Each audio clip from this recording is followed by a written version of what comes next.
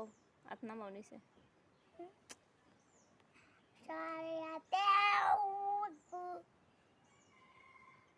উযু করি নামাজ পড়ি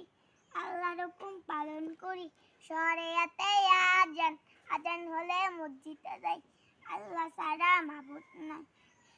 রসইতে ইফতার ইফতারি খাই সবাই মিলে শুকুর করি খালের দিলে দীর্ঘইতে ঈদ ঈদ শেষে সবার ঘরে ফিরনি খাই মজা করে দীর্ঘতে উষা উষার আগে জাগতে হবে ফজর নামাজ পড়তে হবে ঈদের দিন করা ভালো না এতে জামাত নষ্ট হয় ওই এতে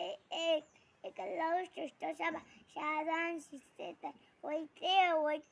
ঐক্য রাখো মুসলমান ভক্ত করো নিজ ইমান উল্টে ও হুদ উত্তর আসবে নবী সিটে আসে মিশে